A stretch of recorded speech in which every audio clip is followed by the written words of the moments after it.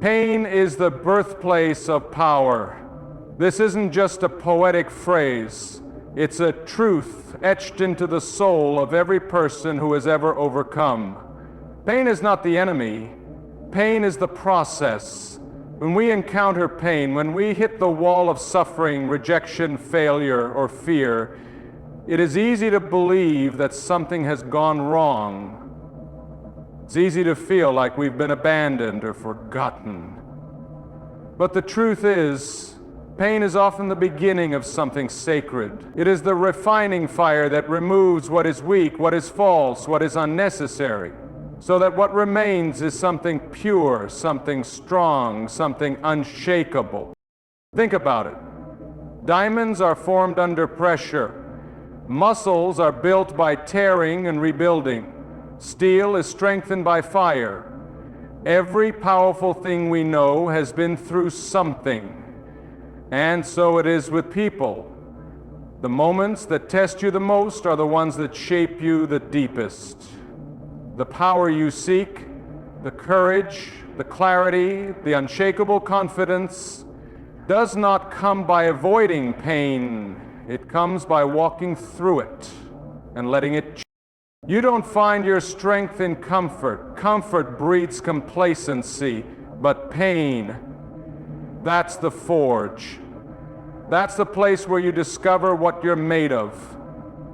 The nights you cried, the days you doubted yourself, the moments when the weight was so heavy you didn't know if you'd take another step. And yet, here you are. That is not weakness. That is power being born. That is purpose being stirred in the depths of your soul. Too many people try to escape pain. They numb it, deny it, run from it. But when you do that, you don't just avoid hurt, you avoid growth, you miss the lesson, you miss the transformation. Pain isn't something to fear. Pain is a signal that something is shifting, that something old is dying and something new is trying to be born. Yes, it's uncomfortable. Yes, it's messy. But it's necessary. There is no breakthrough. There is no real freedom. When you change your perspective on pain, when you stop seeing it as punishment and start seeing it as preparation, everything changes. You stop asking, why me? And you start asking, what is this making in me? You stop praying for the storm to pass and start asking for the strength to stand in the middle of it. That's where the power begins to rise. Not in pretending everything's fine, but in facing the fire and choosing to grow through it. Your breaking point is your turning point. It's the moment when everything inside you feels like it's collapsing, when you have nothing left to give, when the pressure is unbearable and the weight of it all pushes you to your knees. It's the moment that makes you question who you are, what you're doing, and why you're still trying. And yet, it's in that very moment that something powerful is being born. A shift, a decision, a spark. The breaking point is not where your story ends. It's where something new begins. It's where change becomes non-negotiable. We all reach that point, the point where the pain outweighs the pride, where pretending no longer works, where the masks fall off and the truth stares you dead in the eye. You can't run from it, you can't hide from it. The breaking point is raw, it's real, and it strips you down to the core. But it's only when you've got nothing left to lose that you find the courage to do what you were afraid to do before. There is power in that moment. There's clarity. Because everything unnecessary falls away. The opinions of others, the fear of failure, the lies you've believed about yourself, all of it gets exposed when you hit that wall. And in that moment of exposure, you have a choice to stay broken or to break through. That choice is the turning point. It's the pivot. When survival turns into strength when desperation becomes determination. It's when you realize that your circumstances may have cracked you, but they did not crush you. Most people think the turning point comes from inspiration, but real turning points are born out of desperation. When you get tired of being tired, when you get sick of settling, when you've cried every tear, faced every fear, and you finally say, no more. That is the moment something shifts deep inside of you. That is the moment you stop looking for rescue and start becoming your own rescue. The breaking point pushes you past what's comfortable and into what's possible. This isn't about pretending that pain doesn't hurt. This is about understanding that the breaking doesn't destroy you, it defines you. You see who you are when everything falls apart. You see who you are when there's nothing left but grit and grace. You see who you are when you rise, not because you feel strong, but because staying down is no longer an option. The turning point happens the second you decide that broken is not where your story ends. It happens when the breakdown turns into a breakthrough. When you no longer run from the fire, but walk through it knowing that what comes out on the other side will be forged in something greater than fear. God doesn't waste a storm. Every moment of chaos, every unanswered question, every tear that falls, none of it is meaningless. We live in a world that tells us comfort is the goal, that peace is found in things going according to plan. But the truth is, some of the greatest lessons, the deepest growth, and the most powerful transformation happen in the middle of the storm. When the wind howls, when the sky turns dark, when everything around you seems to fall apart, that's often when God is doing His deepest work. We don't always understand it in the moment. Storms feel like punishment. They feel like abandonment. We cry out asking why. We wonder where God is, why He's silent, why He allows the storm to keep raging. But just because He's silent doesn't mean He's absent. Just because we can't see the purpose yet doesn't mean there isn't one. Storms are not signs that God has left us. Sometimes they are the very evidence that He is with us, preparing us, refining us. Think about how many stories in Scripture began with storms. Noah didn't just build an ark, he survived a flood that reset the entire world. Jonah ran, and it took a storm to reroute his calling. The disciples were caught in a boat, fearing for their lives, when Jesus walked out on the water and calmed it with a word. Over and over again, storms are not the end. They are the turning point. They are the settings for miracles, for transformation, for divine encounters that couldn't happen any other way. God doesn't waste pain, He doesn't waste loss, and He certainly doesn't waste storms. If you're in the middle of one, it doesn't mean you're off course. It might mean you're right where you need to be for something to shift. Because storms strip us of our illusions. They break down the things we were never meant to depend on. They show us what's real. And in that raw, uncertain space, God builds something new. He builds trust. He builds resilience. He builds clarity. What He's doing in the storm isn't just about what's happening around you. It's about what He's doing inside you. When everything else is shaking, when you have no answers, when the plan falls apart, that's when your faith becomes real. That's when the shallow surface cracks and something deeper starts to grow. It's in the storm that you stop relying on your strength and start leaning into His. It's in the storm that you learn how to listen, how to wait, how to walk forward, even when you can't see the next step. God is not panicked by your storm. He's not surprised by it. He saw it coming before you did, and He's already written the redemption into the story. What feels like chaos to you is under complete control to Him. The worst year can birth the best version of you. We often look at hardship as something that delays our destiny, something that derails us, something that keeps us from becoming who we're meant to be. But what if the very year you dread, the very season you're scared to face, is the one that shapes you the most? What if the struggle isn't the barrier, it's the bridge? Sometimes it takes a breakdown of everything you thought you needed to reveal the person you truly are. Sometimes the worst year doesn't ruin you, it reveals you. But in the chaos, the discomfort, and the pain where the real work begins. Growth doesn't happen when everything's going your way. Growth happens when everything is falling apart and you still choose to rise. When the familiar is stripped away, when the support systems you counted on are gone, when the distractions are removed and you're left alone with the truth, that's when you face yourself. That's when you confront the lies you've believed. That's when you stop performing for the world and start becoming real.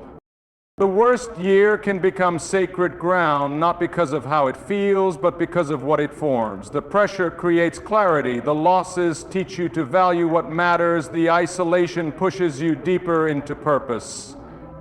When everything external is shaking, you have no choice but to build something internal that's unshakable. That's when character is forged. That's when grit is born. That's when you stop settling for survival and start chasing transformation. People want to become strong without lifting the weight. They want to become wise without walking through the fire, but that's not how it works. The best version of you isn't built in the good times. It's built when you're tested, when you're stretched, when you don't know how you'll make it through, and you still show up. The worst year introduces you to a version of yourself you didn't know existed. A fighter, a survivor, a builder, someone who doesn't quit, someone who grows anyway.